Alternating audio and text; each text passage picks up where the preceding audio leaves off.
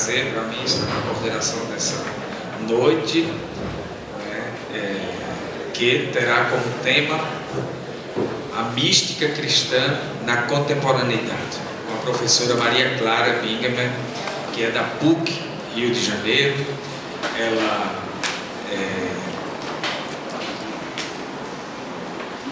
professora Maria Clara, quando a gente se encontrou no corredor, eu manifestei minha alegria pelo reencontro e a volta, e ela disse que no bom filho a casa retorna.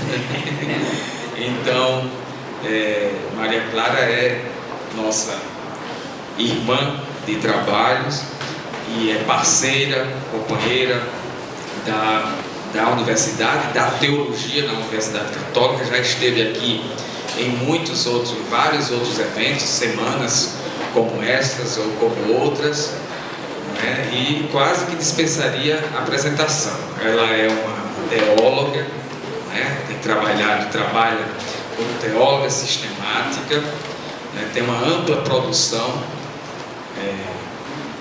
através de publicações, é plural mesmo, quer dizer, publicações em vários campos da teologia sistemática, da cristologia, mariologia, eclesiologia, em várias línguas e em vários meios também, como, por exemplo, não apenas livros, mas também audiovisuais, etc. Participa de vários projetos e programas nesse sentido de contribuir com a sua reflexão crítica do seu lugar de cristã, de mulher cristã e teóloga, para uma visão e uma reflexão crítica em torno da prática cristã, da presença pública do cristianismo e da igreja no Brasil e no mundo.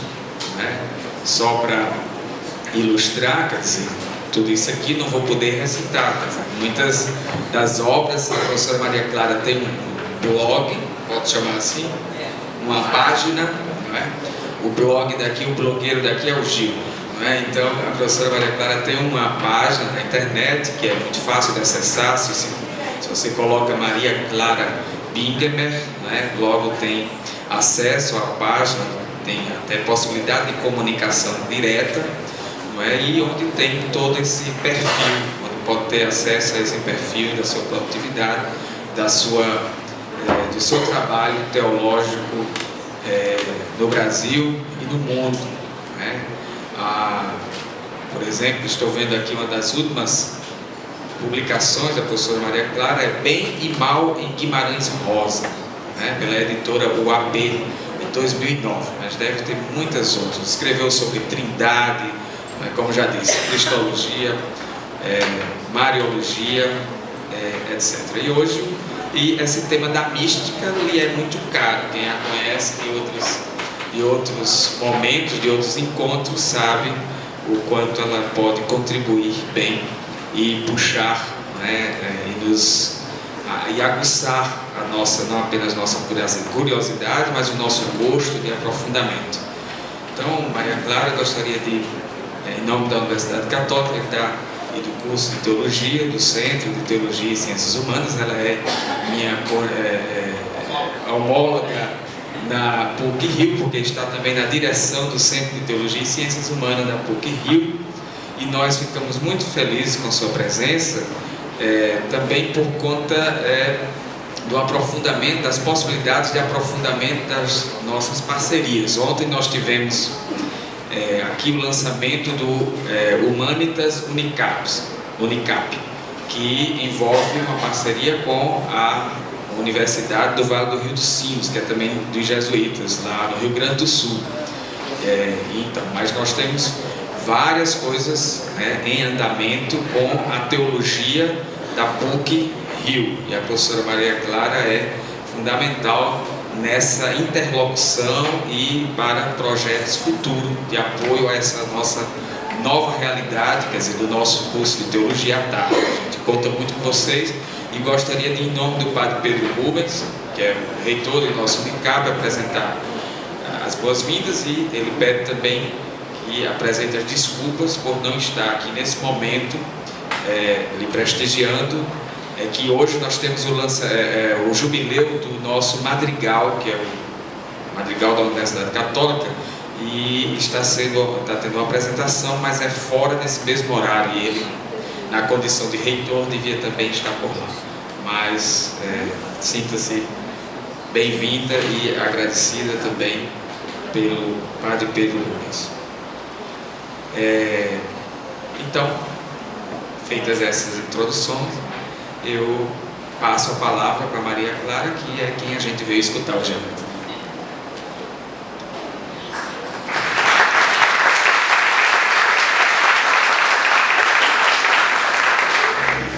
Agradeço muito ao professor Tereslanda essa apresentação aí tão amável e generosa que ele fez. Vai por conta da amizade, boa parte dela. Para mim é sempre uma alegria voltar à Unicap. Já estive aqui mais de uma vez numa semana teológica, inclusive juntamente com o professor Queiruga, se não me engano, né? Mas antes já tive também a convite do professor Jacques Trudel, dando um mini curso, enfim, foram várias as ocasiões. E a Unicap também já esteve lá na PUC do Rio em várias ocasiões, seja por alunos que a gente teve a alegria de acompanhar no seu processo de pós-graduação, né? Atualmente temos uma, Francilaide, né? Que está fazendo doutorado agora, né? Trabalhando justamente a questão da mística interreligiosa, está indo muito bem. E seja também em simpósios internacionais, onde professores daqui apresentaram comunicações. Então, realmente, né, a parceria vem de longa data e é sempre muito positiva. Então, o fato de estar aqui foi necessário fazer umas torcidas na agenda para conseguir, mas a gente fez, né? E estamos aqui e para mim já está valendo a pena, espero que para vocês também valha. Então, quanto tempo nós temos assim previsto? Vai até que horas a sessão? Concluir as perguntas, tá? Isso, então, uma hora, assim, no máximo uma hora para falar, depois a gente abre, né? O diálogo sempre é bom, né? A gente poder discutir, né? Perguntar, dialogar, tudo isso, né? Eu tenho me detido bastante nos últimos tempos nesse tema, né? Que eu intitulei para vocês a mística cristã na contemporaneidade, né? Na verdade, eu sou homóloga do DEGES, só até chegar a confirmação do nome do meu sucessor, que já está eleito. É o professor Paulo Fernando Carneiro de Andrade, que é atualmente vice-decano. Então, teve essa questão de Assembleia da CNBB e tudo, o bispo acabou de voltar, ainda não mandou a confirmação, deve chegar por esses dias, e assim que possível vou passar o cargo, e a partir daí vou pedir à universidade, me foi concedido um semestre sabático. E o meu projeto para esse sabático é justamente sobre isso, né? A mística cristã no século sem Deus, né? Um estudo sobre a experiência cristã, a experiência espiritual cristã no século XX. Por que isso me interessa de uma maneira especial? O que tem a mística cristã no século XX, né? Portanto, na contemporaneidade, diferente da mística cristã em todas as épocas, né? Me parece que o processo de secularização, né, e o avanço da autonomia, do questionamento da religião, do mundo teocêntrico, vai fazer com que homens e mulheres que façam uma experiência profunda, né, de união com o mistério de Deus, vão fazer novas sínteses na sua experiência. Sínteses que vão fazê-los caminhar para fronteiras onde antes a mística cristã não tinha caminhado.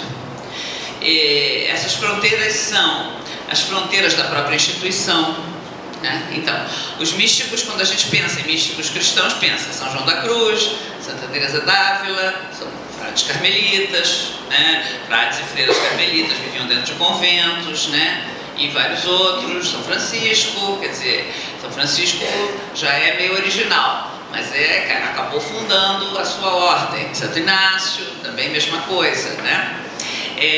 Na contemporaneidade a gente vai encontrar místicos que, seja dentro da instituição, são meio marginais dentro delas, porque vão inovar, né? permanecem meio na fronteira da instituição pela prática que a sua mística vai levá-los a fazer. Então, é um pouco isso que eu estou interessada em aprofundar, já venho aprofundando há algum tempo e estou interessada em aprofundar mais ainda, né? E são essas reflexões que eu trago hoje para vocês. O atual contexto no qual nós estamos inseridos, que é denominado de várias formas, né? Se há uma coisa onde não há consenso, é a denominação do tempo que nós vivemos. Modernidade, modernidade tardia, hipermodernidade, pós-modernidade, são vários dos nomes com que se designam esses tempos tão movediços onde nós vivemos, né? E por isso mesmo se vê como eles são mutantes, como são, né, transformantes e como é difícil agarrá-los, mesmo com definições, né? Não se trata apenas de uma época de mudanças, mas de uma mudança de época. Aquilo que acontece na sociedade ocidental, na qual nós vivemos, e que marca profundamente a vida humana, sua configuração e seu contexto. Talvez um dos impactos mais profundos que essa mudança de época apresenta é o que incide sobre a religião. Se no iluminismo a razão humana começa a ganhar destaque, começa a fazer seu voo livre, né? E passa a ser o princípio fundamental que rege a vida humana, constituindo-se como norma inapelável da verdade, hoje a configuração da mudança é outra. A crise da modernidade, a crise da razão iluminista, da razão potente, vai ser sucedida por um novo estado de coisas que o conhecimento humano ainda está longe de ter assimilado exaustivamente ou satisfatoriamente. E no século XX, parece que esse processo vai aparecer com mais clareza, com mais nitidez.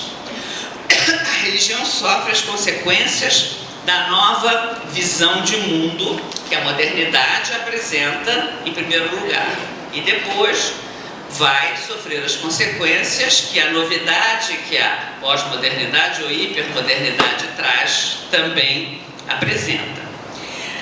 Na modernidade, para que algo seja considerado legítimo, tem que passar pelo crivo da razão, porque a razão considera o ser humano como ser pensante. A crítica e o questionamento em relação à tradição e à autoridade, né, e a tudo que é instituição que se baseia sobre isso, vão crescendo e se firmam. Emerge uma nova organização humana que implica em abandonar a antiga, que seria baseada numa superstição, na magia, na intolerância, no fanatismo. Eis as coisas das quais a modernidade acusa a Idade Média, a Idade das Trevas, o obscurantista. Então, o período da história que engloba os séculos XIV, XV, né, e vai se estender até o século XX, vai se caracterizar pelo crescimento da autonomia do ser humano, dos grandes avanços científicos, da utilização da razão para explicar o que antes cabia às crenças. Antes a crença, a religião explicava as coisas, agora vai ser a razão e a ciência que vão explicar. O ser humano, em vez de Deus, passa a ser o centro do universo, dos fenômenos, dos acontecimentos, não mais Deus, como no período medieval. O ser humano se torna adulto, sujeito da própria história. A emancipação do sujeito é um fato, ele se torna responsável pela sua felicidade, né? Essa felicidade depende dele, da sua ação, da sua reflexão. O cristianismo histórico, que é uma religião indiscutivelmente majoritária e hegemônica no hemisfério ocidental, vai ver surgir bem perto de si e mesmo dentro das suas fileiras fenômenos como o teísmo, né, que é a admissão de um ser supremo, mas não necessariamente a fé num Deus pessoal. O secularismo, né, o ateísmo, a negação de um ser supremo, o agnosticismo, a negação da possibilidade de conhecer a existência de um ser supremo. Nessa atmosfera de rejeição, foram atingidos, não apenas externamente, mas também enquanto estrutura interna de pensamento, as próprias categorias mentais dos fiéis, né? A cabeça foi feita de outra, passou a ser feita de outra maneira. A estes começou a aparecer não restar outra opção senão a alternativa de rejeitar o mundo moderno e refugiar-se numa fé fideísta, digamos assim. Ou isso, ou entrar em diálogo com o pensamento iluminista, aceitando em suas apologias as mesmas formas de pensamento modernas, ou pelo menos um grau maior de tolerância com essa modernidade secularista que invadia seu campo de vida e de conhecimento.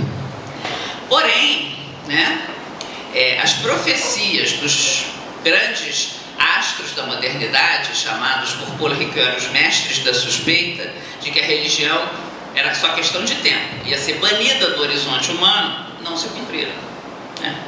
Os mesmos iluministas que tanto criticaram os elementos supersticiosos e mágicos da religião cristã, nós os vemos capitulando diante da força do elemento da transcendência como constitutivo da humanidade.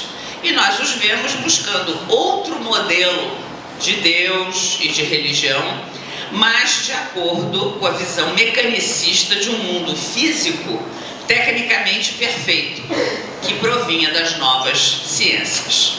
Assim, a nomeação de Deus vai começar a receber as denominações adequadas a esse novo estado de coisas: grande relojoeiro, supremo arquiteto ou geômetra, dando testemunho da necessidade teórica que começa a derivar de uma visão racionalista do mundo. A religião vai se tornar, então, cada vez mais algo exclusivamente do foro interior da consciência humana, ausente de mediação ou intermediário. Vai passar a habitar a esfera do privado, onde cada um seleciona, acredita e acolhe as verdades que lhe são apresentadas, discernindo-as, apreciando-as através do uso da razão. Segundo alguns dos grandes filósofos que pensaram essa mudança de época, como Nietzsche, Heidegger e Wittgenstein, o sentido da história universal vai se desconstruindo e em seu lugar se edifica um novo sentido, que é o da história individual. O que importa não é o sentido da história universal, mas o da história de cada um, né? Onde o sujeito responsável por essa responde a circunstâncias históricas concretas, elaborando sínteses sempre renovadas, não se regendo mais por grandes narrativas, por normas fixas e sentidos permanentes. O conhecimento vai se dividir, se segmentar em várias especialidades e os acontecimentos passam a ser dependentes e relativos de acordo com o evento, com o diálogo e com a interpretação que deles é feita, de acordo com o entendimento de cada indivíduo. Os conceitos de secularização e de progresso vão ganhando centralidade cada vez mais consistente, pois passamos de ser, que éramos antes, né, unicamente pensados por um Deus que nos cria, que a tudo dá consistência e movimento, para ser pensantes, produtores de um pensamento, espíritos conscientes de si mesmo, já que para quem pensa, o pensante é infinitamente mais próximo, mais presente e mais certo do que o pensado. O pensado é passivo, é pensado por outro, né? O pensante tem nas rédeas a mão, nas rédeas o que pensa, né? Então, quando isto também, isso é produto da crise medieval, teocêntrica, éramos pensados por um Deus. A ciência ganha sua autonomia, o ser humano passa a estar no centro, Deus não é mais aquele todo que a tudo dirige e que tudo explica, né? Deus passa a ser o grande relojoeiro, o arquiteto, né? Que faz o mundo perfeito, e começam a pulular novas posições que inclusive ousam rejeitar Deus, ou pelo menos rejeitar a possibilidade do ser humano conhecer Deus. O interessante é que isso também vai entrar em crise, né? Ao entrar em crise, a razão iluminista, potente, soberana, vai então questionar todo o sistema de compreensão e entendimento que passou a imperar com ela, né? Já não mais autocompreendida como império da razão, nossa época, o momento que nós vivemos hoje, assiste à fragmentação das grandes narrativas, das grandes utopias que a modernidade construiu.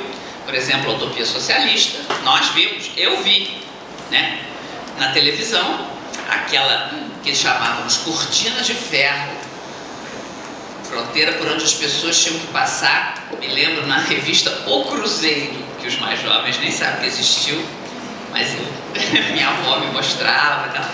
Um rapaz que fez passar a namorada amarrada debaixo do carro para poder atravessar a fronteira da cortina de ferro. Na hora que passou, o coque dela se desfez e o cabelo louro ficou solto. E tem as botas do soldado fotografadas e o cabelo solto tocando o chão. Mas o soldado não viu e ela conseguiu passar. Depois tem ela dando entrevista, como isso era explorado pela mídia, evidentemente fugiu do monstro comunista, né? Então aquilo que era inexpugnável, aquilo onde ninguém penetrava, caiu feito um castelo de cartas. As crianças brincavam com os cacos do muro. A estátua de Lenin fez assim, caiu no chão. Ou seja, a gente viu como aquilo estava frágil, estava fragilizado, né? Os grandes modelos construídos pela modernidade, isso e outros, né? As grandes narrativas, as grandes utopias, né? Fragmentaram-se e a modernidade, o império da razão, se viu obrigada a repensar e refundir todos ou quase todos os conceitos que lhe davam antes sustentação teórica. A própria dificuldade de nomear o período que atravessamos dá conta da sua complexidade, aquilo que eu dizia no início, né? Modernidade em crise, modernidade tardia, hipermodernidade, pós-modernidade. O fato é que nossa época está definitivamente confrontada e defrontada com a crise de seu modelo. Tudo que é sólido desmancha no ar, né? Como diz o título do livro. Tudo que era seguro é posto em dúvida, tanto perguntas como respostas, abalando a imagem que o ser humano construíra para si mesmo como sujeito, pensante, construtor da sua história. Os sentimentos predominantes são de insegurança, desconfiança. Hoje eu estava vendo ali, antes de entrar aqui, os telões, as bolsas caíram 58%, Nasdaq, ninguém mais sabe nada do que vai acontecer, né? Há um esvaziamento da história em consequência dos ideais políticos e religiosos que fracassaram, sobretudo e concretamente, ao longo do século XX, né? Fala-se do fim da história. Ao se dar conta de que não possui uma base sólida como se imaginava, e que a razão sozinha não responde às suas grandes perguntas sobre o sentido da vida, a razão sozinha, né? A razão tem que estar ali, mas a razão sozinha não é capaz de responder às grandes perguntas sobre o sentido da vida. O ser humano, enquanto indivíduo, passa então a buscar por si mesmo e desligado de sistemas e propostas coletivas e comunitárias até, uma base que sustente suas crenças e edifique sua identidade com alguma consistência. No entanto, essa busca vai acabar por tornar esse indivíduo um ser múltiplo e fragmentado, possuindo não apenas uma, mas várias bases, que podem ser mudadas, trocadas, substituídas, de acordo com as necessidades de cada um e cada uma. A cultura individual passa a ser a cultura que cada um construiu por si mesmo e deseja seguir, e não a da sociedade a qual o indivíduo ou o grupo pertence, da qual deseja ou faz ou deseja fazer parte. Então, a cultura entra em crise, os meios de comunicação contribuem para isso através do excesso de informação, da contradição das informações, que torna quase impossível avaliar e julgar os acontecimentos. A gente sabe, né? As figuras políticas são feitas pelos meios de comunicação, são construídas pelos meios de comunicação. O que há de real ali? Muito difícil avaliar, né? Agora a gente está em campanha eleitoral, os candidatos são... né? A gente sabe que a verdadeira batalha se trava nos meios de comunicação, né? Eles é que vão editar os debates, fazer o candidato aparecer positivo, negativo, né? Enfatizar as coisas, os aspectos positivos do candidato que interessa, ocultar, é isso, né? E a gente, nós não temos, ou temos talvez algo de senso crítico para discernir, mas a maioria da população não tem, né? Então a eleição vai se decidir, é ali mesmo, né? Então, com o excesso de informação, acaba por haver uma banalização dos mesmos, né? Dos acontecimentos, transformando a realidade em virtualidade, né? O mundo virtual hoje, né, entra mais nas pessoas, sobretudo nas jovens gerações, talvez mais que o mundo real. O real é feito de imagens. Com tanta informação, há um pluralismo de culturas, o que acaba por produzir subculturas, tornando impossível, quase impossível, uma visão unitária da história, como a modernidade pretendia, né? Os meios de comunicação vão ser construtores de opiniões, de identidades. De acordo com o consumo, se manipula e se vende a imagem que se deseja. Se movem sociedades inteiras de acordo com os interesses que lhes cabem. Interesses geralmente de um pequeno grupo que tem interesse de controlar as massas. Aqueles que controlam as opiniões detêm o poder. O lema subentendido do período em que vivemos poderia ser expresso assim: o ser humano é aquilo que consome, e quanto mais consumir, mais feliz será. Enquanto a modernidade pretendia, né, erigir o ser humano como ser pensante, a pós ou hiper, ou sei lá o que, modernidade, pretende erigir o ser humano como ser consumidor, né? Por isso é importante construir e destruir rapidamente os modelos para que o ser humano sinta a necessidade de passar a consumir outras coisas, né? Deixar de lado aquelas e consumir outras. Há um crescimento assustador na oferta de produtos e serviços, uma abundância de meios, uma escassez de fins. Vive-se uma cultura acelerada na qual muitas coisas se obtêm no mesmo instante, está ao alcance do clique. Clique, compre com um clique. Paf, comprou, né? Namore com um clique. Se começa e se termina relacionamentos com um clique. Se suicida com um clique, né? Há grupos estimulando suicídios. Quem acompanhou o caso daquele adolescente do Rio Grande do Sul, um caso dramático, né? O grupo incitando o menino a consumar o suicídio. O psiquiatra chorava dando entrevista, todo o trabalho que ele fazia no consultório, o grupo na internet destruía, né? Negócio, informação, comunicação, relacionamentos afetivos. Isso resulta em uma voragem de perguntas e respostas que lança fora aquilo que não se integra nos circuitos de velocidade aos quais nos habituamos e que criam nos seres humanos entranhas de impaciência. A gente não aguenta mais esperar um minuto pelas coisas. Tudo tem que ter pá, já. O permanente não dura e deve ser sempre trocado por algo mais novo, mais moderno, mais rápido, mais, né? São as tecnologias que determinam o poder aquisitivo de cada indivíduo. E o cogito de Descartes, penso, logo existo, que havia definido o ser humano como ser de razão, é substituído por um movimento veloz e inconsistente que pretende fazê-lo um ser de consumo. Século sem Deus, onde até as divindades são efêmeras e fugazes, né? Identificando-se com objetos de consumo, tudo se consome até a religião. Igrejas eletrônicas, na televisão, né? Fetiches. O século XX traz o auge do processo da pós-modernidade. Resgata o transcendente, mas não é mais o transcendente pré-moderno, né? É um transcendente fragmentado diante do ser humano, apresentado sem rosto, sem identidade, sem absolutos. As experiências, entre aspas, religiosas voltam a multiplicar-se, banidas que pareciam estar pela racionalidade moderna, mas sua configuração não consiste mais na relação com um Deus pessoal e absoluto, e sim no consumo a mais. Consumo de experiências sensíveis que falam aos sentidos e são trocadas por outras, igualmente epidérmicas e superficiais, quando esgotarem seu potencial de prazer e deleite para aquele ou aquela que as busca. E é por isso, então, que tem aqueles dois modelos que Libânio tem trabalhado, Faustino Teixeira, Daniel Hervé-Léger e outros, né? A religião como supermercado, onde nas gôndolas se pega os produtos e se faz a própria feira semanal no carrinho, ou a religião como lugar de trânsito, onde se passa por uma, se vai para outra. Como é então, como é que se configuraria a experiência de Deus nesse contexto? Uma nova concepção de ser humano necessariamente corresponde a uma nova concepção de Deus. Para que haja a construção deste novo sujeito, a ideia de um Deus absoluto é posta em questão.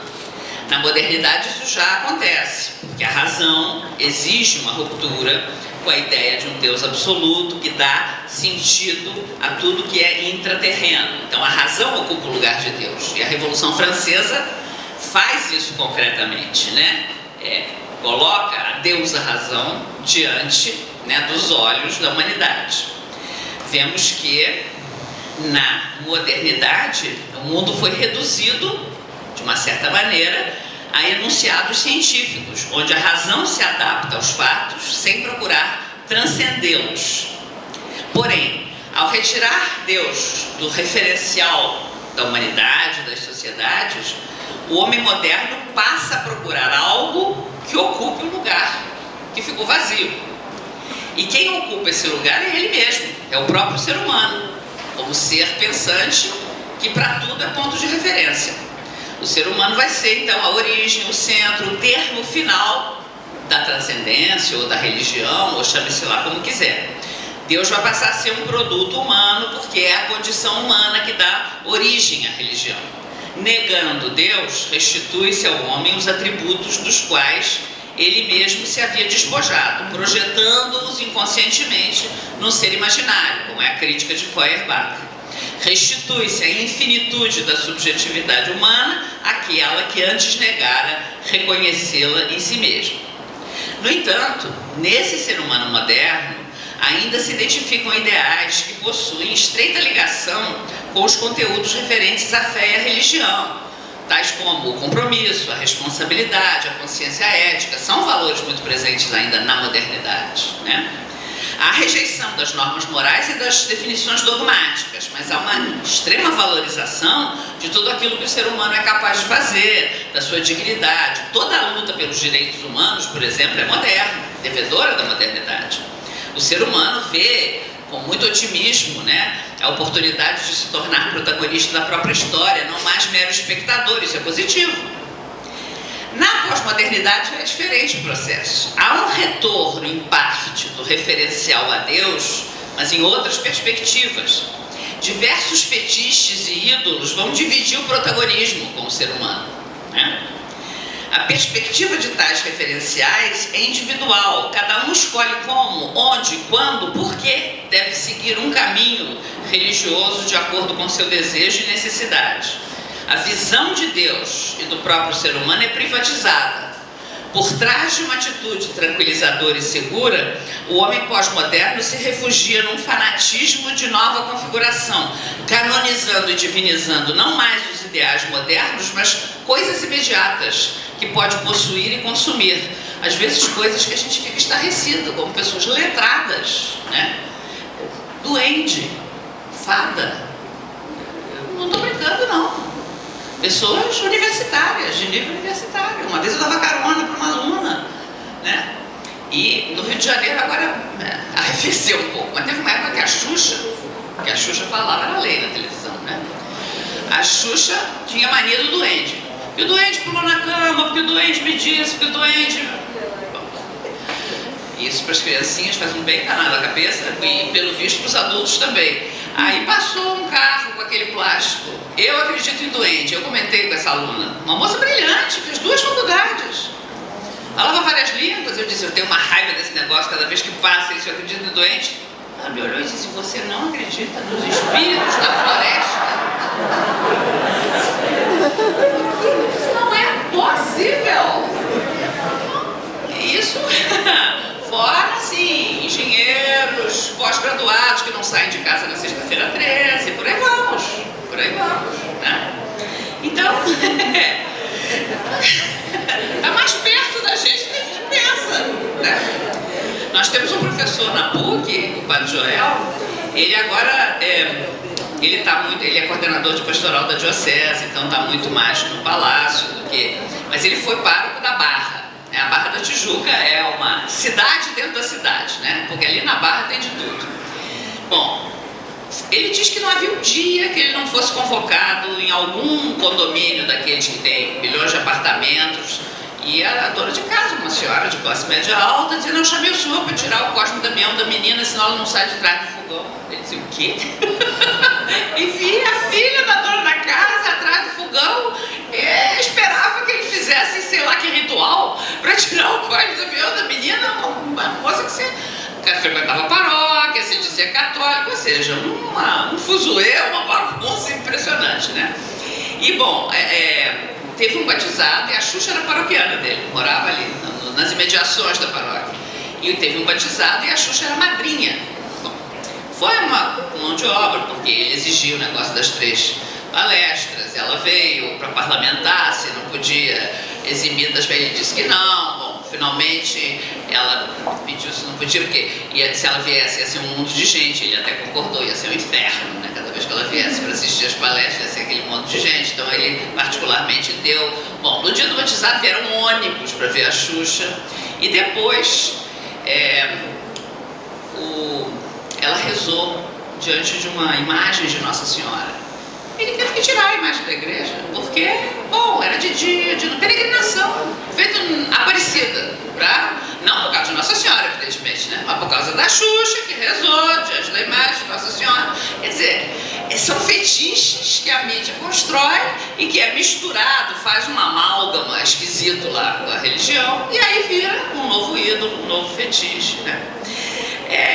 Então, canoniza e diviniza coisas que têm a ver com o consumo e que banha na tinta religiosa e passa a ser uma nova divindade, né? A recusa pós-moderna da ideia de Deus se traduz num ateísmo prático derivado de um narcisismo espiritualista, onde o sujeito não tolera nenhuma referência ou instância que não seja ele mesmo, mas ele mesmo no sentido imediatista, que não tolera uma intersubjetividade comprometida, né, de que entra em relação, que tem responsabilidade pelo outro. Não se nega a ideia de Deus teoricamente, como faz a modernidade, mas essa é recusada ou mesmo ignorada numa banalização, né?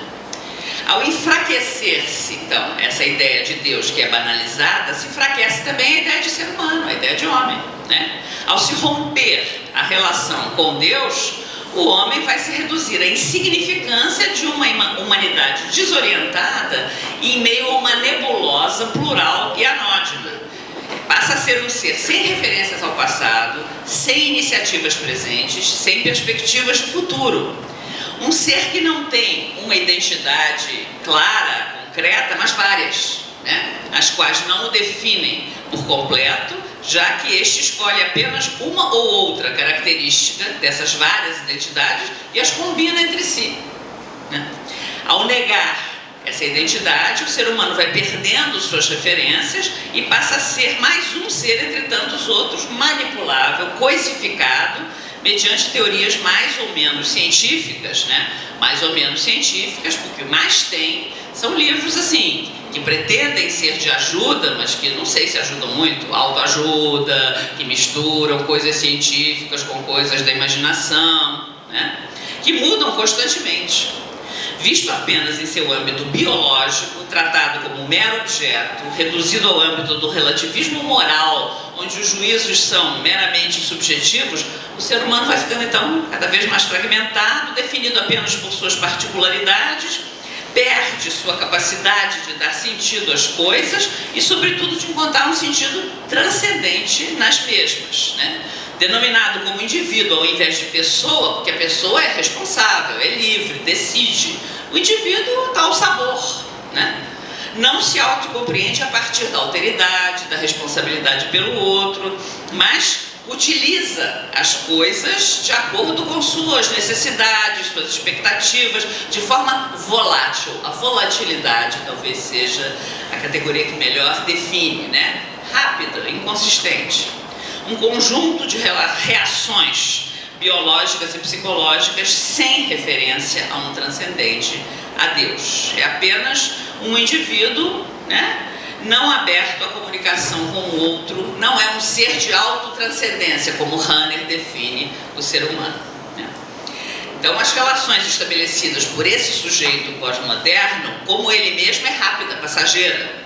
Tudo é efêmero, a gente vê hoje, né? Namoros, relações afetivas, compromissos, né?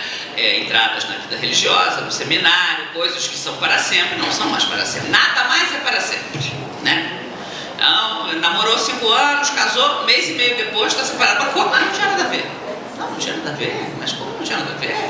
Não tinha nada a ver. Acabou, já era. Ficou, não ficou, beijou, não beijou. É tudo rapidinho, né? A durabilidade, a permanência, o nível familiar, amoroso, conjugal, profissional, né?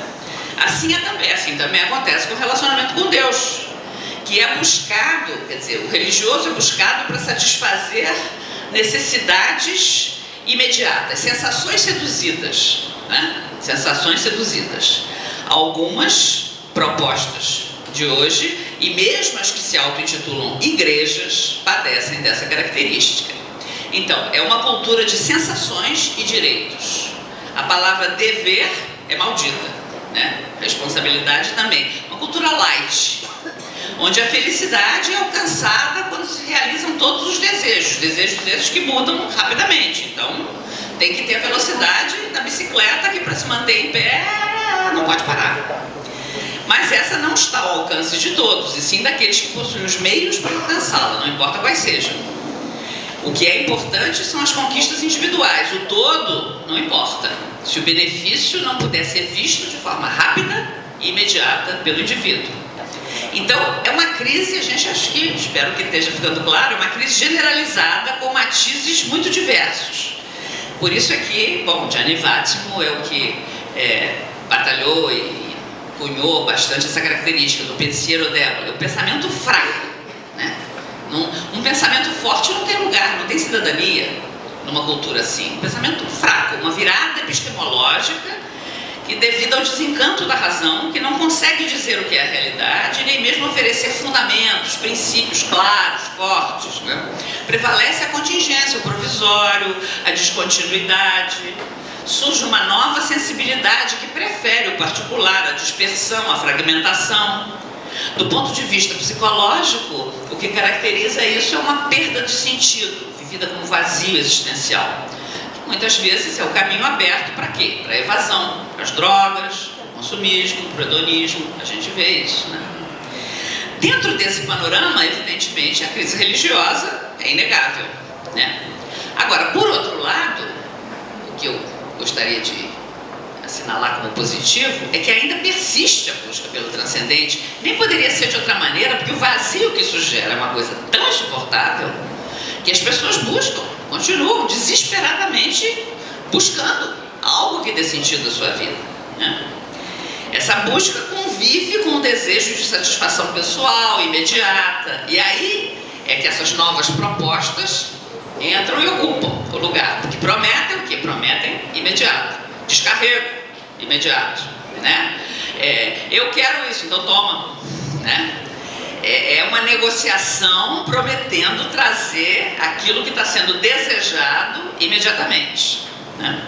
Uma busca incessante pelo sagrado, sem com isso ter que escutar autoridades, teólogos, né? Sem com isso ter que mudar de vida, assumir responsabilidades. É uma busca por algo que atinge o coração humano, a pessoa quer sentir-se querida, amada, e isso é profundamente humano, mas é uma coisa que fica na superficialidade muitas vezes, né? Então, nesse contexto, difundem-se novas experiências religiosas que geram movimentos, associações, grupos, organizações. Nesses ambientes, pessoas afastadas irremissivelmente das instituições históricas se sentem livres, abertas a uma experiência do sagrado e em meio a uma nova fraternidade existente nesse ambiente, que não são uma fraternidade que não é encontrada nos ambientes, nos outros espaços sociais. Acontece um sentimento de pertença e comunicabilidade, e as pessoas se sentem participando de uma certa maneira, reencontram um fio de sentido para a vida. O Deus buscado e encontrado nessa nova chave de compreensão se revela sobretudo através da experiência e sobretudo através do sentimento de sua presença, de sua energia, é uma palavra muito usada, que circunda, que plenifica, que pacifica. É o divino que anima o movimento da vida, né? A natureza, a contemplação da natureza é algo muito presente nesse tipo de religiosidade. Todo o real pode ser unificado em Deus. Através do sentimento se entra em comunhão com Ele. E a razão não parece ter um papel muito determinante. Surgem diversas denominações e espiritualidades para atender esses desejos, né, das pessoas que estão nessa busca. É uma religiosidade difusa, como dizem estudiosos. Mas, o que acontece?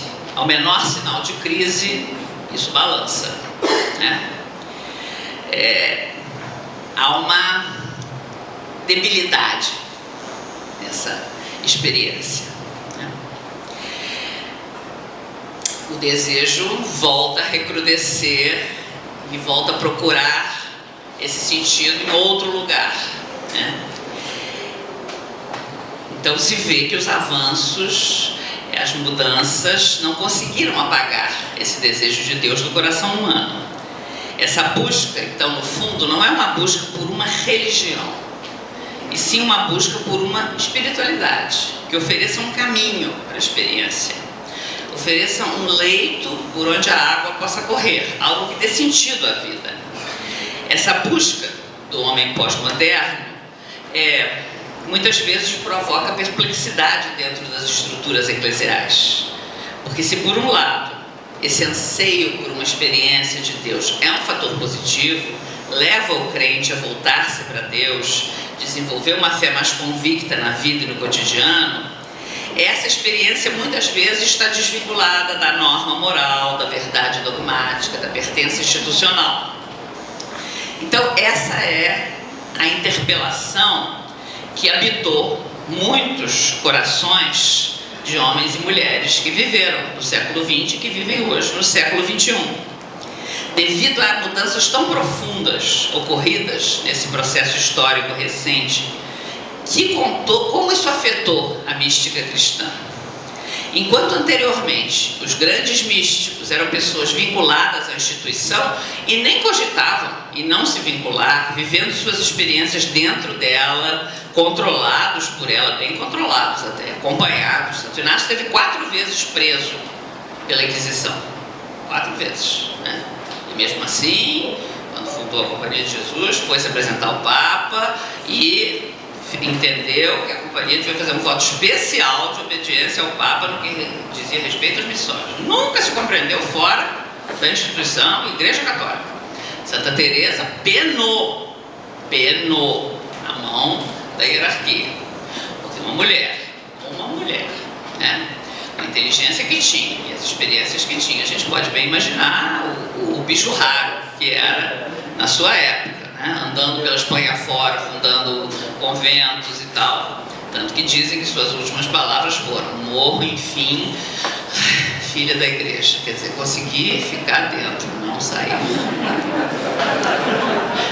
São João da Cruz foi preso pelos próprios confrades. Os próprios carmelitas o prenderam, porque ele fez a reforma do Carmelo, ficou na masmorra lá, pão e água, preso pelos próprios confrades.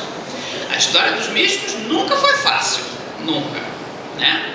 Mas eles nunca cogitaram em ficar fora da instituição, uma coisa que nem passava pela cabeça. No século XX, no entanto, se percebe a presença de homens e mulheres místicos, cristãos, sem a menor dúvida, né, que reivindicam para si a vinculação à fé cristã e ao Evangelho de Jesus Cristo, mas que se situam ou nas beiradas, ou mesmo até com o pé fora da igreja, ou por não aceitar algumas das suas orientações, ou por serem considerados pela própria igreja membros um pouco perigosos devido a seus comportamentos não facilmente enquadráveis, membros um pouco insubmissos, né? Agora, a mim me parece que essas figuras podem ser uma inspiração luminosa para hoje, justamente pela sua estranheza, né? Justamente pela diferença que trazem diante do modelo tradicional que se dá a denominação mística e daqueles que vivem essa experiência. A gente vê ocorrer com grande frequência a desvalorização e mesmo a deterioração de termos de significados ricos, que tem por consequência a banalização ou a perda da riqueza que eles contêm, levando-os a serem compreendidos de forma errônea, inadequada. Foi o que aconteceu com o termo mística, né? Ele decaiu da sua significação original, acabou por ser designado como uma coisa meio alienada, mística, o cara que vive nas nuvens, né? Com forte conteúdo passional, uma dose grande de irracionalidade. Não, fulano é um místico, não leva ele a sério, místico, vive com a cabeça em outro lugar, né? Então, a palavra mística tem permanecido conectada a algo sobrenatural, fora da realidade, né? Gerando, inclusive, um certo distanciamento, estranhamento, um certo temor em mencioná-la e repeti-la. Para muitos estudiosos e críticos, a mística é vista com certa suspeita, certo desprezo, pois, segundo estes, a mística não leva em consideração o ser humano inserido na história, dotado de razão. Seja em que âmbito esteja sendo referido ou analisada, religioso ou ateu, ela é sempre vista numa perspectiva dualista, mais precisamente de oposição entre natural e sobrenatural. Um dos motivos, né, da desvalorização do real valor da mística aconteceu no século XVII. Nesse período, a mística oscilou de uma forma espantosa. Enquanto viveu o seu chamado século de ouro, porque houve muitos místicos, foi também vista como algo que merecia desconfiança, algo que ficou meio à parte, sobretudo do pensar cristão. Foi relegado ao âmbito do excepcional, do sobrenatural, né? Algo que ficou de fora do terreno comum e normal da vida humana, um lugar marginal, justamente por causa dos fenômenos extraordinários que acompanhavam a vida dos místicos. Tudo isso se deveu ao esforço que a Igreja da Contra-Reforma fez para controlar a vida religiosa, filosófica e espiritual do mundo católico, né? Justamente nesse período é quando se escrevem grandes tratados sobre mística, que hoje dão a impressão de ser algo muito complexo, mas que procuravam ser uma resposta, né, àquele objetivo de entender o que era o fenômeno místico. Essa tentativa não foi muito bem sucedida, né? Porque o que aconteceu como resposta foi o crescimento do iluminismo, né? Então não deu muito certo, né? Mas, quer dizer, havia todo um certo medo, né, das visões que as monjas de clausura tinham e sobre a qual era preciso ter um certo controle, justamente porque se vivia um momento delicado na igreja, com o cisma que a reforma tinha trazido, e a contra-reforma queria segurar o povo católico bem tranquilo, né, sob o comando da hierarquia, e não era conveniente. Então, cada um desses conventos, sobretudo de mulheres, que tinham muitas visões, muitas experiências, tinha um sacerdote tomando conta, o exorcista que tinha que ir lá exorcizar quando elas tinham muitas, né, experiências assim, arrebatadoras, né? Tudo isso era muito suspeito, né? Sobre a mística, muitas vezes tem pesado um silêncio suspeito e um olhar estereotipado. A psicologia, graças a Freud, tem lançado suspeitas sobre a sanidade mental dos místicos, considerado pessoas meias neuróticas, histéricas, anormais. Deixou-se de ver o místico como um ser humano igual a qualquer outro. Então esse vai para um lugar isolado, longe do mundo, na clausura, para estar em contato permanente com Deus, fora dos problemas que envolvem a todos. Isso é uma visão equivocada, preconceituosa, que não corresponde à realidade e à riqueza com a qual a mística, e muito especialmente a mística cristã, tem agraciado a humanidade. Então acho que é importante hoje a teologia estudar seriamente a mística cristã e, sobretudo, a história contemporânea da mesma, e fazê-lo através dos seus melhores teóricos, que são quem? Os próprios místicos, né? os relatos dos próprios místicos, né, que são os protagonistas de suas experiências, é que vão mostrar como a experiência mística não é algo que coloca o ser humano fora do mundo, fora da realidade, muito pelo contrário. É algo que o faz mergulhar mais ainda dentro da própria realidade. Então, esses místicos do século XX, né, eu vou enumerar alguns deles e brevemente falar das suas experiências. Foram pessoas perfeitamente ativas, comprometidas e responsáveis pelas questões de seu tempo.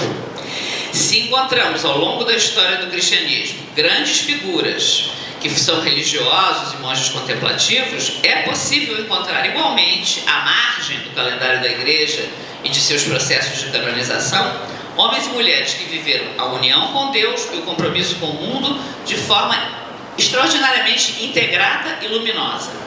Quanto mais íntimos e próximos de Deus, mais a experiência mística demonstrou a necessidade do meio e se inseriu na luta por melhorá-lo, sempre levando em consideração o valor e a dignidade da vida humana.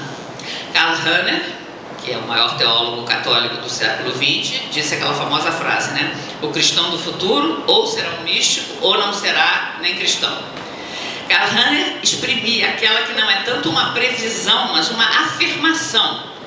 E se de um lado, de fato, o iluminismo varreu para longe, beneficamente, né, aquilo que poderiam ser elementos supersticiosos ou mágicos da religião, por outro lado, contribuiu para evidenciar o núcleo místico do cristianismo, a partir da mensagem essencial de Jesus, que é: o reino de Deus está presente e se encontra dentro de vocês. Isso é o núcleo da mensagem cristã. Então, nessa afirmação de Rahner, se pode começar a entender a mística dentro do seu real contexto. A riqueza e a profundidade interior, segundo o cristianismo, devem desembocar sempre, naturalmente, no compromisso da história, na ação. Essa pode assumir diferentes aspectos, dependendo das circunstâncias. Pode ter um caráter marcadamente religioso, caritativo, mas também pode ser no social, no político, pode ser no mundo intelectual. De qualquer modo, sendo totalmente o contrário da fuga da realidade. Há muitas figuras de místicos onde se pode constatar tais afirmações, mas as biografias são pouco conhecidas, sendo muitas vezes desvalorizadas e irrealmente idealizadas, né? É exatamente nos testemunhos desses místicos que se encontra a melhor forma de compreender o que é realmente a mística cristã e de obter uma informação segura sobre a natureza e o conteúdo desse tipo singular de experiência. Tal experiência acontece dentro da história de vida do próprio ser humano, e daí brota o seu encontro com o outro absoluto. Experiência que anula a intransponibilidade hermenêutica entre o divino e o humano. A afirmação de que o místico, porque está unido a Deus, não está inserido em seu contexto social, político, econômico, religioso, é totalmente inconsistente. Basta olhar a vida dos místicos, né? E é de notar que essas pessoas, homens ou mulheres, né, se por acaso viveram fenômenos extraordinários, como êxtase, isso é a coisa que eles dão a menor importância. Nada importante. Isso é o de menos. O que importa é a caridade, é o serviço ao outro. Isso aqui é o principal para eles, né? Então, eu destacaria alguns, por exemplo, né, para ficar naqueles que pertenceram à instituição, mas que a questionaram desde dentro. Thomas Merton. Thomas Merton é americano. Só dizer, o místico americano já é uma coisa extraordinária. Não há sociedade menos propícia ao surgimento da experiência mística do que os Estados Unidos, no século XX. Postando filho de uma francesa como americano, este é Thomas Merton, né? Homem extraordinariamente sensível, inteligente, cujo itinerário complexo de vida pode ser lido num extraordinário livro, A Montanha dos Sete Patamares, né? Thomas Merton sentiu o chamado de Deus para ser monge e por aí foi. vida contemplativa e tal.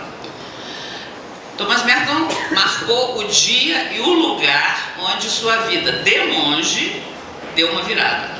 Na esquina, numa determinada esquina da cidadezinha onde ele morava, em Louisville, no Kentucky. No Kentucky. Ele ali sentiu que tinha que continuar a ser monge, mas que o seu monaquismo, a sua vocação monástica não podia ficar confinada no convento, tinha que se voltar para fora. A partir daí, Thomas Merton passou a escrever semanalmente nos maiores jornais americanos, artigos que eram lidos e discutidos por toda a população dos Estados Unidos e fora de lá, né? Sobre, não sobre os êxtases místicos ou sobre a regra de São Bento, nem nada disso, sobre a guerra do Vietnã, sobre a política internacional dos presidentes americanos. Depois, Thomas Merton se voltou para o monaquismo oriental e foi pioneiro no diálogo entre Oriente e Ocidente. Morreu prematuramente, com 50 e poucos anos, justamente na Tailândia, se não me engano. Numa viagem, num congresso entre monges budistas e cristãos na Tailândia, onde estava justamente vivendo e experimentando concretamente, testemunhando aquilo que ele tanto acreditava, que era o diálogo entre o monaquismo oriental e ocidental. Isso foi Thomas Merton. Nada de fora da realidade, nada de esquisitice, nada de confinamento, um monge aberto ao mundo, né?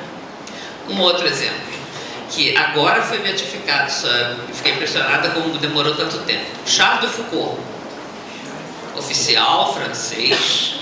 Oficial francês é um negócio muito especial, né? O cara é uma elite das elites das elites, né? Fez campanha na África e tal, ficou órfão cedo, era um homem extremamente refinado, né? Mas era libertino, dava festas no seu apartamento solteiro e tal, até que um dia ele começa um processo interior, uma revolução, entra numa igreja, procura o confessionário e o padre diz, ajoelhe-se, e ele se confessa e a partir dali sua vida muda. Então, o carisma de Charles de Foucault é uma coisa assim complexa e muito bonita, porque ele se sente atraído pela vida oculta de Jesus em Nazaré. Então ele vai para Nazaré, vive como carpinteiro, ele busca, nada parece ser aquilo que é, o que Deus lhe pede, ele entra na trapa, ele entra primeiro, acho que nos beneditinos, não é aquilo, muda, vai para outra. Inegavelmente é um místico, é um contemplativo, os escritos espirituais dele são belíssimos, mas parece que é sempre insatisfeito e tal. Bom, a uma certa altura ele vai viver uma vida eremítica praticamente, no meio dos tuaregues, no deserto, e ele vai tentar formar um grupo, uma comunidade, não consegue, né? Às vezes um companheiro, mas logo vai embora. Finalmente ele é morto, né? Tem uma rebelião lá dos tuaregues e acabam matando ele, mas enfim, é assassinado com um tiro e tal. Na hora que ele morre, é feito cogumelo. Vai ter irmãs de Foucault, padre de Foucault, irmãos de Foucault, famílias e famílias e famílias religiosas que vão se formar. Aquele negócio do grão de trigo que cai na terra quando morre, um monte de gente. A família de Foucault não tem mãos a medir hoje em dia, né? Em volta do carisma de Charles de Foucault, pioneiro do diálogo com o Islã, porque eu estou citando ele, né? Então, é alguém que, quer dizer, o tempo todo ele buscou o seu lugar dentro da instituição. Foi difícil encontrar, porque na verdade ele estava num lugar onde a igreja só ia entrar depois. Ele estava abrindo caminho, né? Ele não sabia disso, e eu acho que nem a igreja sabia, né? Na verdade, ele estava fazendo o que o Vaticano II ia dizer anos, décadas depois, né? Quer dizer, o místico muitas vezes é profeta também, né? Abre caminho sem nem estar consciente disso, né? Deus está agindo nele e nele, através dele, abrindo caminho para gerações futuras, né? Uma maravilha o que aconteceu com Charles de Foucault. Homens como Jacques Maritain, quando ficou viúvo, foi viver com os irmãozinhos de Foucault, né? As irmãzinhas de Foucault fazem coisas maravilhosas. No Brasil temos várias comunidades, inclusive lá com os índios de Tapirapé, com Dom Pedro Casaldáliga, né? Que tem um relato delas que me emociona, eu acho lindíssimo, né? Elas estão há décadas lá. Quando Dom Pedro perguntaram a elas, bom, e desde que as senhoras estão lá, os índios de Tapirapé, tem muitos que se converteram ao catolicismo, se batizaram? Elas disseram, não, quase nenhum. Ué, mas então o que adianta você estar aí? Não, quando nós chegamos aqui, os índios, a partir do terceiro filho, cometiam infanticídio, matavam, porque para fugir do branco com 2 dá 3, então eles achavam melhor para a criança não ser morta pelo branco, matar. E a partir do que nós estamos aqui, os infanticídios foram caindo, reduziram quase ao 0. E a gente acha que isso é evangelho, é claro que é, né? Então é a vida, né? É o evangelho da vida acontecendo pela presença, pelo testemunho das irmãzinhas de Foucault, que tem sua capela, fazem sua adoração ao Santíssimo, mas, quer dizer, respeitam a vida de fé dos indígenas, estão ali com eles vivendo o Evangelho de Jesus. Tudo originado da saga do místico Charles de Foucault. Bom, tem alguns místicos que são mais das margens da instituição. Então, vou citar algumas mulheres. As mulheres, coitadinhas, ficam sempre meio nas margens, que é mais difícil elas serem assimiladas, né? Vou citar uma americana que eu admiro muito, Dorothy Day. Dorothy Day é uma americana que também se converteu tardiamente ao catolicismo, né? Ela era uma mulher, sempre foi muito consciente, assim, politicamente, foi ativista política desde cedo, presa várias vezes, né? Então essa mulher, nas ruas de Nova York, ela nasceu em Chicago, né? Mas foi nas ruas de Nova York onde ela desenvolveu mais o seu apostolado e a sua atividade política. Ela criou um jornal, primeiro, chamado Catholic Worker, né? Que era um jornal onde os operários podiam expressar suas lutas, se organizar, né? E conseguiu um lugar, uma casa, uma sede que existe até hoje, onde os operários que não tinham lugar para morar, os homeless, podiam morar, podiam se reunir, então ela que animava tudo isso, tinha uma capela. Bom, a vida de Dorothy Day não foi propriamente uma vida muito tranquila, eclesialmente falando. Ela teve um amante, do qual esperou um filho, cujo filho abortou. Depois, quando a sua conversão progrediu, ela entendeu que não podia mais ficar com essa pessoa, se separou, viveu sozinha seus últimos anos. Dorothy Day e Thomas Merton se correspondiam bastante, né? Thomas Merton era como assim, um grande confidente espiritual, né? Mas Dorothy Day tinha experiências profundíssimas de Deus. Foram essas experiências que a fizeram continuar nesse caminho dificílimo para ela, porque a relação dela com as autoridades eclesiásticas, a gente pode imaginar como era difícil, né? Uma mulher com esse tipo de vida livre, com esse tipo de atividade, tendo sido presa várias vezes, né? Numa organização e numa atividade que se queria católica, mas que não tinha uma direta pertença, né? Dorothy Day morreu já mais velha, para lá dos 70 anos, quase com 80, né? Se confessando católica, cristã e tal. A obra dela continua até hoje. Eu agora que estive em El Salvador para os 30 anos do martírio de Dom Romero, tinha toda uma delegação do Catholic Worker, né? Todos os filhos de Dorothy Day que continuam na sua luta, né, pelo operariado, por aqueles que hoje nos Estados Unidos, a maioria são latinos ou são imigrantes, né, que não têm onde morar, trabalhadores que perdem o emprego, que não, né, lutam por melhores condições de vida e a partir da sua fé. A outra é uma filósofa francesa. É minha companheira há muitos anos, Simone Weil. Eu descobri essa mulher lendo um livro, né? Eu tenho publicado, inclusive, né, sobre ela e tudo.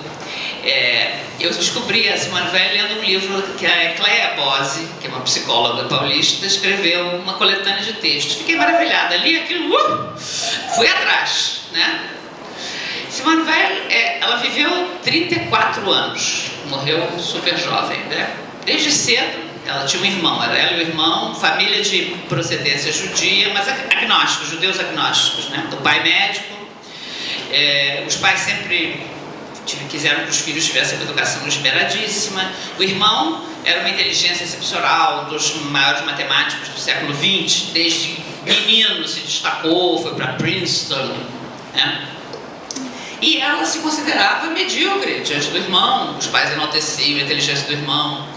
Bom, ela foi ser filósofa, estudar filosofia com o grande filósofo Alain, um filósofo muita expressão na França, né? Alain era uma pessoa muito idealista, né? Que se inspirava muito em Platão e que tinha uma filosofia, um jeito de fazer filosofia muito aberto, né? Que acreditava na filosofia como exercício do espírito, né? Então Simone Weil assimilou isso de Alain, mas superou o mestre de longe, né? Bom, desde o início, desde muito jovem, ela tem uma compaixão inata por todo sofredor, todo pobre e tal. Então tem histórias da infância, da juventude e tal. E ela, quando acaba o curso de filosofia, ela vai trabalhar um ano numa fábrica, que ela queria experimentar desde dentro, né, o modo de vida dos operários e tal. Ali ela é um ano sofridíssimo, que ela era frágil, de saúde frágil, inclusive, não tinha jeito nenhum para isso, mas ela faz questão, enfim, um ano, a sua saúde fica muito debilitada. Quando ela sai dali, ela está tão enfraquecida que os pais a mandam fazer uma viagem, para ver se ela se recupera um pouco. E ali ela tem o seu primeiro encontro com o cristianismo. Ela vai a Portugal, em Póvoa do Varzim, ela chega no dia 15 de setembro, que é a festa de Nossa Senhora das Dores, e tem uma procissão acontecendo em volta do lago, e as mulheres dos pescadores estão cantando cânticos católicos que ela não entende, que são cantados em português, mas aquilo lhe entra na alma de uma maneira que ela diz que ali ela entendeu que o cristianismo é a religião dos escravos, que os escravos não podem não aderir a ela, e ela dizia, eu entre eles. O que eu acho mais extraordinário, Décio vai entender isso melhor que eu, porque ela pega a afirmação de Nietzsche, mas ela inverte, né? Nietzsche diz isso como uma crítica feroz ao cristianismo, né? Religião dos escravos, mas ela pega isso e diz, e se coloca no rol dos escravos. Bom, depois disso ela vai a Assis. Em Assis ela era louca por São Francisco, né? Ela tem uma experiência belíssima e ligada mais à estética, né? Na Basílica de Santa Maria degli Angeli, alguma coisa a obriga a ficar de joelhos. E depois em Solesmes, um mosteiro beneditino da França, escutando o canto gregoriano na Semana Santa. Ela está com dores de cabeça que ela tinha terríveis, né? Ali ela tem uma experiência da Paixão de Cristo muito forte. Logo depois disso, um jovem inglês lhe dá um poema de um poeta inglês católico do século XIX, chamado Love, que é um poema eucarístico, né? O amor botou a mesa para mim, me serviu, e eu disse, eu não sou digna, não, mas... E ela começou a recitar, a ler esse poema, e um dia, durante a recitação, ela diz, Cristo em pessoa desceu e me tomou. Então, Simone Weil teve uma experiência mística. A partir daí, começa a acontecer a Segunda Guerra, né? Paris vai ser invadida e ela tem que levar os pais, que dizem que não saem se ela não for. Ela não queria sair, ela queria ficar, mas os pais saem, ela tem que, se os pais ficassem, não seriam pegos imediatamente, né? Eram judeus, ela vai levar os pais para os Estados Unidos. Então eles ficam em Marseille esperando o barco que os levará aos Estados Unidos, e ali ela encontra um padre dominicano com quem ela começa a conversar muito, né? E conta, narra suas experiências. Esse padre, bom, fica encantado, maravilhado com aquela jovem mulher excepcional e propõe a ela o batismo. É muito interessante porque ela recusa. Ela diz, não sinto que Deus me chame para me batizar. Mas a senhora não diz que Cristo a tomou? A senhora não se considera cristã? Eu tenho certeza que sou cristã. Mas depois não quer se batizar. Eu tenho muita dificuldade com a igreja, ela explica. Primeiro, quer dizer, eu quero continuar fazendo filosofia. Se eu entrar na igreja, vai acontecer comigo o que aconteceu, por exemplo, com um filósofo que eu conheço, admiro muito, Jacques Maritain. Eu vou ter que fazer a filosofia que a igreja me disser para fazer. Eu não quero isso. Eu acho que o pensamento tem que ser livre. Depois eu não concordo com certos capítulos da história da igreja. Agora, ela tira os argumentos todos que todo mundo tira. A Inquisição, as cruzadas, ela acha aquilo absurdo, como é que continua, não sei o quê. Evidentemente, se ela não tivesse morrido tão jovem, eu acho que ela teria conseguido, né, resolver certos problemas que ela tinha. O Padre Perrin é um dominicano muito inteligente e muito hábil e não a choca em momento nenhum, continua dialogando com ela e tal. Bom, ela passa longas horas de oração na capela dos dominicanos, depois disso ela conversa com ele e de repente sai a autorização para eles embarcarem. Ela leva os pais para os Estados Unidos, né, e consegue voltar para a Inglaterra, porque a intenção dela era entrar de novo na França, né, e colaborar com a resistência. Mas de Gaulle não a deixa entrar na França, porque tem medo dela, acha que ela é uma maluca, uma incendiária, que atrapalhar o trabalho da resistência. E isso mata ela de tristeza, né? Ela fica na retaguarda. Na Inglaterra, ela colabora escrevendo um boletim, né? E ali ela tem experiências espirituais assim belíssimas, que estão todas registradas por escrito. A obra dela, que ela nunca publicou muita coisa, porque morreu muito jovem, né? Depois que ela morreu, a mãe, os amigos, tudo recolheram o que tinham dela, deu 19 volumes que estão sendo publicados pela edição Gallimard. 19 volumes de obras publicadas, né? Uma coisa espetacular, né? Os trabalhos dela escritos, né? Então ela começa, como ela não comia mais do que a ração permitida para os que estavam no front, para os refugiados, e frio, não tinha calefação em casa, ela vai se debilitando, até que fica tuberculosa, é internada num sanatório e morre em Ashford, perto de Londres, né? Sozinha. Então, recentemente, foi revelado por uma amiga que a visitava de vez em quando, ela já internada, que numa das vezes em que a visitou, ela já muito fraca, ela pediu à amiga que a batizasse, né? Então, como ela estava perto da morte, não ia mais, né, ter como trabalhar, pensar, escrever, né? Ela pediu à amiga que com a água da torneira a batizasse, e a amiga o fez. A amiga não revelou nada por respeito à família durante um tempo, mas depois ela ficou com medo, de repente eu morro com esse segredo, né? Então, revelou, gravou um vídeo e deu desse depoimento. Então, é o que tudo indica, a Simone Weil foi batizada. Então, quer dizer, alguém bem à margem, com dificuldades com a instituição, dificuldades muito parecidas com muitos de nossos contemporâneos, né? Alguém apaixonada por Jesus Cristo, mas com grandes dificuldades com a igreja, enfim. Então, me parece que há muitos e muitos casos assim, né? Justamente porque no século XX a modernidade já tinha feito um longo percurso, as pessoas já tinham uma razão crítica, um pensamento crítico muito desenvolvido, e a fé já penetrava, e ela já fazia uma experiência da fé passada pelo crivo da crítica moderna, né? Então, isso meio que as obrigava a fazer novas sínteses. Eu citei esses casos, há muitos outros, por exemplo, a francesa Madeleine Delbrel, que vivia com o povo da rua, né? Era uma mística extraordinária, vivia com o povo da rua. A Madre Teresa de Calcutá, quer dizer, é uma freira dentro da sua congregação. Ela foi tão diferente que teve que fundar outra congregação, porque a congregação dela não conseguia absorvê-la, né? E por aí vamos, né? Então, eu digo isso, quer dizer, acho que hoje é importante, né, reler o que é o conceito e a experiência concreta da mística cristã dentro dos novos tempos que nós atravessamos, né? E perceber o que essas figuras paradigmáticas, né, desses místicos dos tempos de hoje nos dizem a respeito da fé e do testemunho que nós somos chamados a dar hoje para os nossos contemporâneos. Muito obrigada.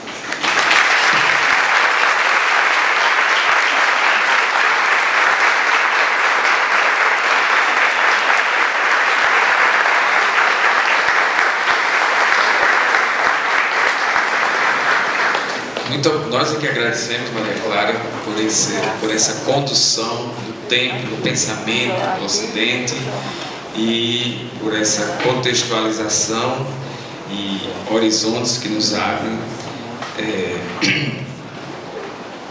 para a perspectiva cristã em tempos de tanta complexidade, de fragmentação, etc. Então, nesse momento, é o momento que a gente prometeu de abertura para um diálogo mais direto com Maria Clara, que pode ser feito através do microfone ou de perguntas dirigidas à mesa por escrito. A gente está aqui, o João e Carolina, Carol, né, podem nos ajudar buscando a pergunta, se for o caso. Mas as duas modalidades são possíveis: ouvir direto à mesa, com o uso do microfone, ou a equipe de acolhida vai estar circulando pelos corredores e recolhendo as perguntas por escrito, quem quiser fazer por escrito. Ok, então eu vou começar, já que estou mais próximo, vou usar do privilégio aqui para ir aguçando o gosto das perguntas. Maria Clara, na sua ampla contextualização didática, né, a gente percebe passagem praticamente, resumidamente, vamos dizer, do pensamento forte, típico da modernidade, das grandes narrativas, né, das grandes utopias, ou poderíamos dizer, da perspectiva totalizante, forte, né, do pensamento forte, para tempos com os diversos nomes, mas vamos ficar na pós-modernidade, de fragmentação, do líquido, não é? Ou do pensamento fraco, vamos dizer assim. Depois você nos sugere, nessa contextualização, em termos de uma reconfiguração de presença cristã, de um modo de ser cristão no mundo, o horizonte dos místicos, ou o cenário da experiência dos místicos, e não tão distantes, né? Mas você trouxe místicos aqui próximos desse nosso contexto. Então, e no caso aqui, na sua apresentação do místico, eu sentia, quer dizer, ao mesmo tempo você tem um paradoxo, você tem força e tem fraqueza. Quer dizer, a força está como contagia, quer dizer, como é a autenticidade, a inteireza, quer dizer, dessas figuras que você relatou, né, uma força. Ao mesmo tempo, fraqueza, porque fraqueza no sentido pelo despojamento, pela desproteção, pela falta de braços de segurança, quer dizer, até mesmo institucional. Então eu perguntaria assim para Maria Clara, qual a diferença da fraqueza, né, desses místicos ou dessas figuras místicas na relação com a fraqueza apresentada do pensamento débil, quer dizer, o que é que distingue? Não é da mesma qualidade, me parece. Então, assim, como você nos ajudaria a pensar em distinguir? Ao mesmo tempo, é força de proximidade, mas distingue, isso não é a mesma fraqueza. Então, a fraqueza do pensamento, do penseiro débil, né, do pensamento fraco, é uma fraqueza que não acredita na consistência do discurso, no rigor do conceito, na fortaleza da razão, né? Enfim, só acredita naquilo que é produzido a cada instante, segundo o convite fragmentado de uma realidade mutante, movediça e tal, né? A fraqueza do místico é a fraqueza própria do Evangelho, né? É a fraqueza daquele que não tem outra segurança senão o Deus em quem acredita, né? E que não se segura nas seguranças humanas, digamos assim, né? Ao contrário, se despoja delas para ficar mais livre e disponível, né? Eu acho que essa é um pouco a diferença. O místico só tem como força a convicção, né? A convicção de que a sua experiência é verdadeira. E por isso ele é capaz de dar a vida. Morrer, se deixar matar, né? A gente falava sobre isso lá em El Salvador, sobre a questão de Monsenhor Romero, né? Dom Romero, se é martírio, se não é martírio, que fica aquela discussão. Não, porque mártir é aquele que é morto por ódio à fé católica. Dom Romero não foi morto por isso. Quer dizer, o mártir não é um kamikaze, não é alguém que se joga de encontro à morte, que está doidinho para morrer, não é isso, né? Quer dizer, a morte ele vem ao encontro porque ele não se afasta do seu caminho, porque ele sente que é isso que Deus lhe pede. Seria muito mais tranquila a vida da Dorothy Day se ela resolvesse, enfim, casar, ter filho, formar uma família, como todas as mulheres normais. Para o Thomas Merton, bom, ele se enquadrar lá, né, como todos os monges da sua época, em vez de ficar inventando moda, né? Mas, quer dizer, o místico tem, trabalhando ele por dentro, esse fogo que o queima, e é onde ele sente que Deus lhe pede algo, o leva algo, o move algo, e se ele não fizer aquilo, Ele prefere morrer a deixar de fazer aquilo. Então, isso é a sua força. Mas para essa força, bom, ele é fraco diante do mundo, né? Eu acho que no místico se dá o paradoxo que São Paulo diz, né? Deus escolheu aquilo que é fraco para confundir os fortes, né? Enquanto que o pensamento fraco não. O pensamento fraco não acredita na força da razão, né? Não aposta nisso. Ok, obrigado. Quando alguém quiser fazer uso do microfone, pode se aproximar aqui, fica mais fácil para eu saber. João, pode também segurar. Temos aqui uma pergunta, acho que você até já abordou, mas de qualquer maneira, o que dizer sobre a mentalidade moderna que vê na religião a privação da liberdade do homem? Eu acho que houve até uma certa maneira de viver a religião, de propô-la, de entendê-la, poderia até ser vista assim. Eu acho que muitas vezes uma religião onde a instituição sufocou o carisma, corria o risco de parecer que sufocava, poderia até dar essa impressão. Mas isso não é a verdadeira face, o verdadeiro rosto da religião. Hoje há toda uma discussão em teologia entre fé e religião, né? Quer dizer, há toda uma discussão se, na verdade, não se deveria buscar despojar um pouco o cristianismo do seu estatuto de religião e defini-lo mais como fé. Por quê? Porque tudo isso que é a roupagem institucional, burocrática, doutrinária, isso é consequência da religião, dos mais de 20 séculos que o cristianismo tem na história e que foi se constituindo inevitavelmente, foi adquirindo um certo peso estrutural que lhe foi sendo pedido pela história. Mas o núcleo mesmo, né, aquilo sem o qual não se pode dizer que existe cristianismo, na verdade, é uma fé, é um caminho de vida, um sentido de vida. Então, hoje, muitos teólogos, inclusive alguns muito ilustres, o padre Joseph Moin, um grande teólogo jesuíta francês, ele trabalha muito isso num dos seus últimos livros, né?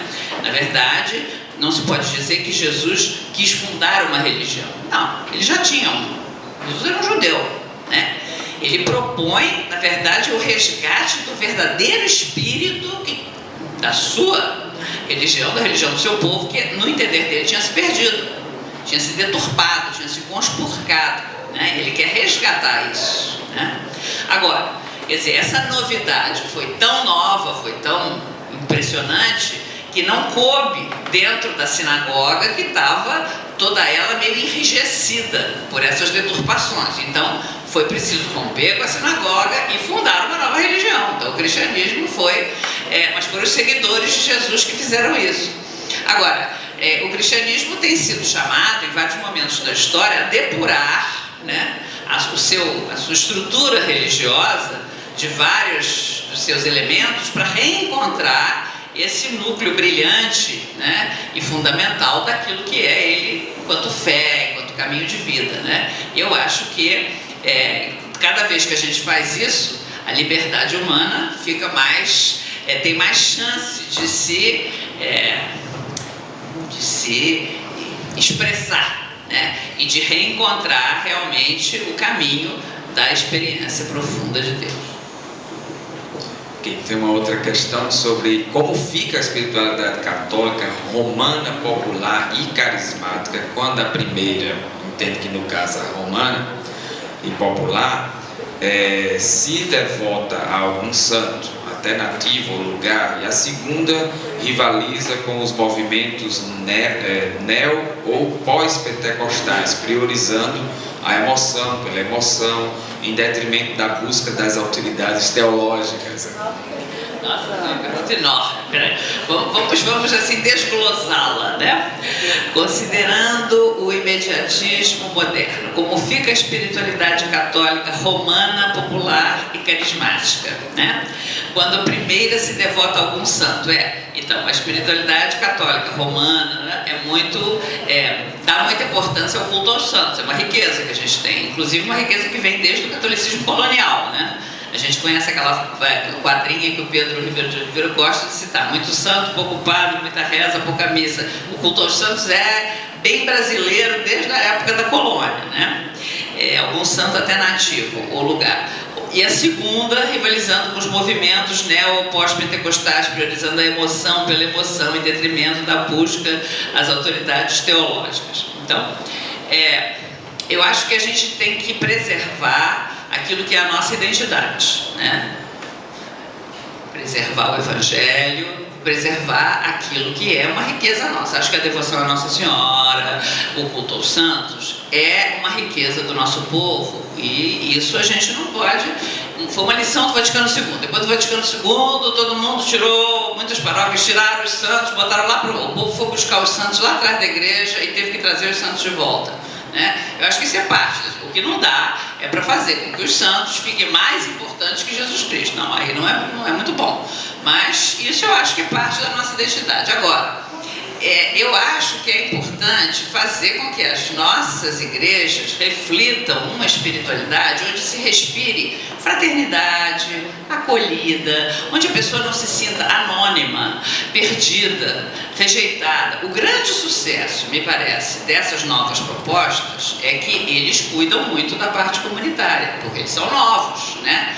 Nós descansamos um pouco em cima dos louros, né? Nós temos toda uma tradição, então quem entra, quem sai, se chegou pela primeira vez, se não chegou, a gente não cuida muito dessa parte, né?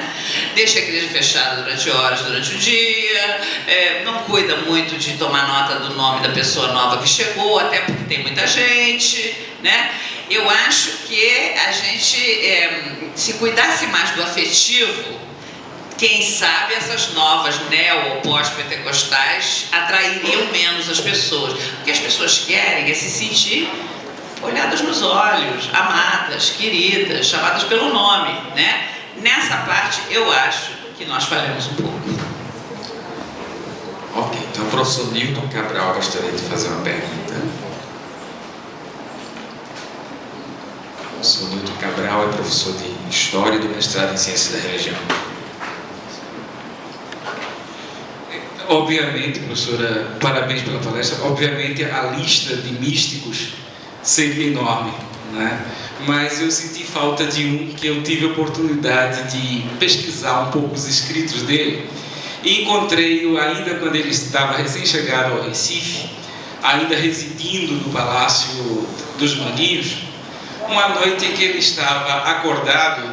Os mais velhos aqui têm muitos contemporâneos dele, mas os mais jovens talvez desconheçam o lado místico desta pessoa a quem estou me referindo, o ex-arcebispo Helder Câmara, que acordava nas madrugadas para rezar, para fazer a integração da própria vida, né? Não era um teólogo, no sentido restrito da palavra, no entanto, às vezes dizia frases que de uma profundidade teológica, né? Que só uma profunda mística, uma profunda integração de si mesmo era capaz de fazer. E num dos escritos dele eu encontrei algo que talvez alguém pensasse foi um franciscano escrevendo sobre o pai Francisco. Mas Dom Helder, numa das suas vigílias da madrugada, ele diz assim: sabe quem veio me visitar hoje? Um passarinho fugindo da chuva.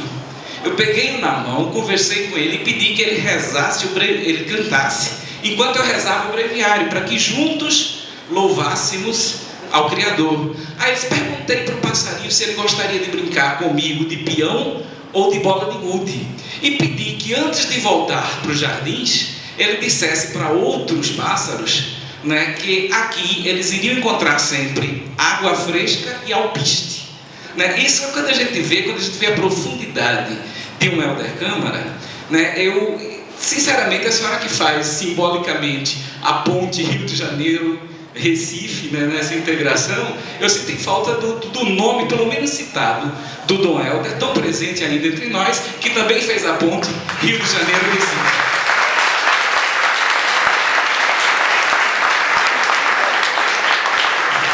Tem toda a razão, está certíssimo. Inclusive aqui foi uma falha imperdoável. Enfim, para para me redimir, vou contar que no ano passado, no centenário dele, o reitor me encarregou de coordenar uma comissão para celebrar ao longo do ano inteiro o ano do Helder Câmara na PUC. E, bom, foi um prazer, né? Muito grande, uma alegria espiritual para mim, pessoalmente, e para nós todos que trabalhamos no grupo, ter que, enfim, ir atrás de material sobre a vida desse homem. Havia coisas que a gente já sabia, mas quanta coisa a gente não sabia que ele tinha feito. Pessoas que vinham nos procurar oferecendo fotos, material, cartas dele, escritos. Impressionante, realmente, né? Que vida tão fecunda, e justamente, né, essa dimensão, né, de ser um homem de Deus, um místico, e tudo aquilo transbordando, né, naquela criatividade apostólica, naquele serviço, naquela coerência evangélica, é uma coisa impressionante. Acho que o Rio de Janeiro e Recife foram privilegiados por terem essa presença desse homem de Deus que foi o Helder Câmara. E sem dúvida se enquadra perfeitamente nessa lista que eu fiz aqui com lugar de honra. Tá? Muito obrigado pela lembrança. Se outra pessoa deseja dirigir-se direto ao microfone, pode se aproximar para ficar mais perto, que eu possa ver. E aqui nós temos, no pós-modernismo, como deve manifestar-se um místico em meio aos avanços tecnológicos? Eu acho que o místico, justamente, o que caracteriza os autênticos místicos, né, como eu dizia, é não ignorar, ao contrário, aplaudir os avanços tecnológicos que beneficiam a humanidade. Por outro lado, ter um discernimento ético e crítico diante de avanços, entre aspas, que na verdade não são vigiados pela ética. Porque eu acho que hoje em dia a gente tem esse problema, né? A ciência avança, faz descobertas fantásticas, e isso a fé não pode ter medo da ciência. Pelo contrário, isso aí foi uma contenda que já aconteceu, e que a reabilitação de Galileu pelo Papa João Paulo II já mostrou que fé e ciência tem que andar dialogando, não pode uma ter medo da outra, né? A ciência tem medo da fé porque e a fé tem medo da ciência. Não, pelo contrário, né? Então, eu acho que os místicos são aqueles, ao contrário, quer dizer, quando a gente vê a figura de um Teilhard de Chardin, que é outro místico, né, que alguém ganhou o livro dele aí, né? Teilhard de Chardin tinha uma visão, daquelas visões mesmo que só um místico tem, porque ele era um grande cientista e ao mesmo tempo era um homem de Deus, era um místico. Então ele via a matéria, o universo todo transformado. Bom, os superiores ficaram um pouquinho preocupados, ele escrevia umas coisas que eram muito avançadas e disseram para ele não publicar. Ele obedeceu docilmente, ainda bem que não rasgou, né? Nem queimou. Entregou tudo para a secretária, que era ao mesmo tempo sua sobrinha, pessoa muito amiga e tal. Ela guardou tudo bonitinho. Na hora que ele exalou o último suspiro, ela pegou tudo, levou para o príncipe Bernardo da Holanda, que imediatamente disse, maravilhado, financiou a publicação das obras completas. Bom, hoje Teilhard de Chardin é livro de cabeceira de papas, de bispos, né? Um gênio incontestável, né, da humanidade. Então, Teilhard de Chardin é um que jamais temeu avanços científicos, avanços tecnológicos, né? Agora, quando se usa a ciência e a tecnologia para, em laboratórios, programar raças novas que vão fazer empresas inescrupulosas lucrarem em detrimento da humanidade, não, aí certamente os místicos não estariam de acordo, né? Os místicos são críticos em relação a isso. A gente vê, sei lá, né? Tem místicos que fazem greve de fome contra a tortura. Dom Carlos fez greve de fome contra não sei o que do São Francisco. E certamente, né, se algum avanço tecnológico vai em detrimento da criação e da obra de Deus, os místicos estarão lá protestando e fazendo algum tipo de crítica. Eu quero entender essa. Diante da afetividade e da subjetividade de como novo paradigma para a reflexão teológica, como entender a seguinte oração: uma teologia que não construa felicidade e bem-estar pessoal, que não leve à integração afetiva perde plausibilidade. Bom, toda frase tirada do seu contexto é muito perigosa, né? Essa frase, no seu contexto, certamente, ela está cercada de argumentos, de sustentação, dos quais aquela está despojada. Mas eu entendo isso no sentido assim, a teologia tem que colaborar para ajudar as pessoas a se sentirem mais integradas, mais pessoas, mais sujeitos da sua própria história, e isso inclui, né, a integração afetiva, né? Então, o risco sempre foi, o risco apontado seria que se a teologia aponta somente para a subjetividade, para a afetividade, ela possa cair na alienação. Mas uma teologia rígida, que se entende, se autocompreende como meramente ascética, né, que responde a perguntas que ninguém fez, realmente não tem plausibilidade, né? A teologia que não está envolvida com a vida, esse foi o drama do divórcio entre teologia e espiritualidade.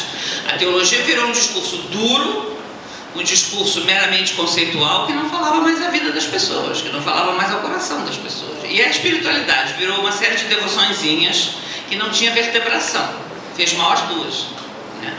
Eu acho que a união, né, de novo, a reintegração da teologia e da espiritualidade, que nunca deveriam ter se separado, mostra o verdadeiro rosto da teologia. Uma teologia que nasce de uma experiência de Deus, né, e que encontra seu método quer dizer caminho, né, na reflexão dessa experiência com o auxílio da ciência, das ciências sociais, da filosofia, né, da interpretação, para dar um produto teológico que realmente ajude as pessoas a atingir um patamar melhor de vida, vida mais plena, vida em plenitude. Espero ter respondido. Ok, então, Maria Clara, estamos chegando às 9 horas, como prometido, a gente agradece imensamente sua contribuição, não é? Esse diferencial.